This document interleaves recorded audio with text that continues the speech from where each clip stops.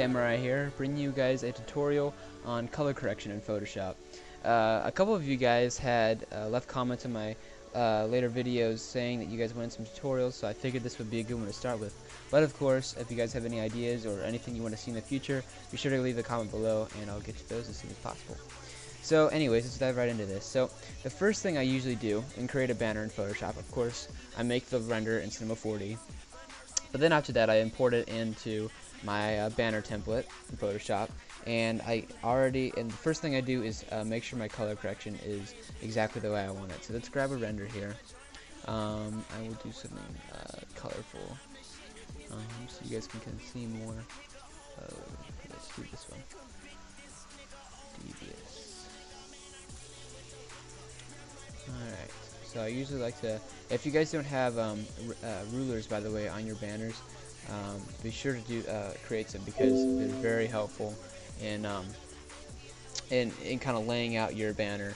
As you can see here, I can kind of see what is the middle, and it also helps with putting links, or even just, of course, just centering your render so that it's nice and neat.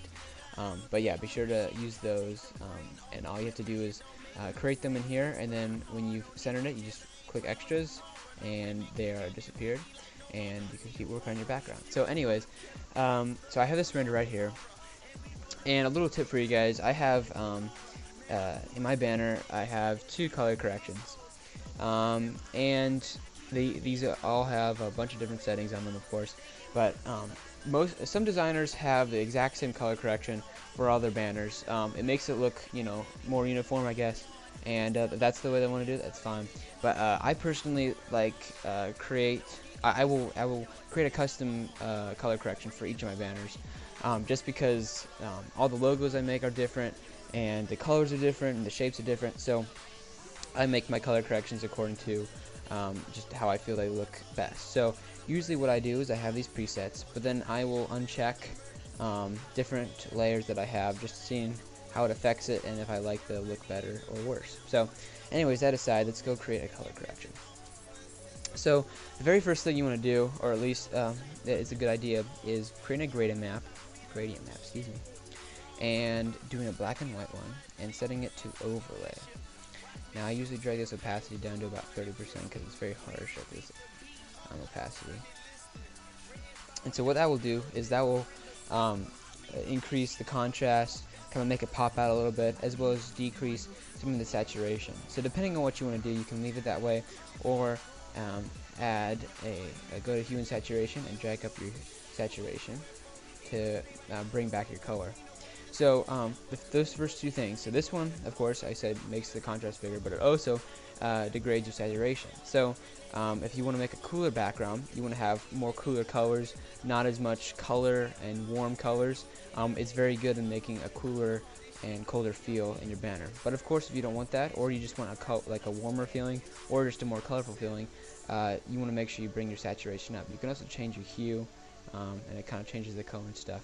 But what I like doing for my hue is usually deciding on what color I want to make this. So for this one, blue, and going to gradient map and selecting a blue gradient map that I enjoy, so like this one, and selecting that and setting it to hue. So this just makes everything in your banner the exact same color scheme. So say this render was already blue, as you can see, but if I import something that is a different color, so let's go to lighting and go to a flare. Let's see here, those are mostly blue. Okay, this is a red flare, but when I put it in there, it automatically gets turned blue because I have the gradient map set to hue on there, so like that. So as you see, if I take off this gradient map this blue gradient map, it automatically changes it back to red, and this is a different blue. But when you set it to this, it's a lot more uniform, and it goes with the rest of the background. So it saves you a lot of time instead of having to individually change all the colors and stuff. Alright, so after that, lots of these things are a little bit, those were the essentials. The rest of these, you can just kind of play around with, of course, but aren't as necessary. So there's curves. These ones help with your contrast and light. I usually will drag down the first part of this and create another anchor and drag this up. This, of course, creates more contrast without degrading saturation like what we did originally. So you can drag the opacity up and down depending on what you like the look of.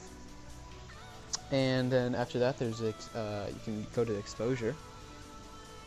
And exposure just plays with your light values. So the more exposure you have, the lighter your piece will get. You can see here it brings out the lights kind of in your background. And the offset, it gives you like an overall light, so you can see it's like covers it with white or covers it with black. I usually don't play with the offset as much, but of course you guys can do whatever you need to. The gamma correction I usually put on 1. It gives it more of a darker kind of more intense feel, so I like that. But yeah, you guys can play around with that as well. Alright, to move right along, we have go to create another layer and go to vibrance. And so now this one will kind of make this makes your colors pop a lot more. It's pretty cool. It makes, as you can see here, your colors brighter without making the rest of your background brighter. So instead of just creating your whites whiter and your blacks blacker, it goes to your colors and makes those whiter or darker, or lighter or darker, sorry. So I usually like to play with those. And the last thing I do is usually create a small screen. Go to gradient map and select whatever color you want. So this is a blue one. I usually select a blue, or I really like this purple orange, and I'll press OK and set this to screen. You can kind of see it makes it look kind of hazy, but like, I don't know, dreamlike or something. I don't know, I really like it, but of course you guys can do whatever you need to. But I usually create a screen and set it to about around 20%. And that gives it kind of more of a uniform, and also just adds to the color, where especially like in this darker background, instead of just being a boring black and white, it's kind of a cool purple, which goes along with the rest of the background. So anyways, those are just some of the effects that I use in my color corrections. Of course you guys can play around with these other ones, black and white, color balance, etc. But these ones, these 7, are kind of the basics and the more essential parts of a color correction. So yeah, hope you guys enjoy this, and be sure to leave a comment saying if you guys like this or not, and also leave me some ideas for the future. So have a great day, and I'll see you guys later.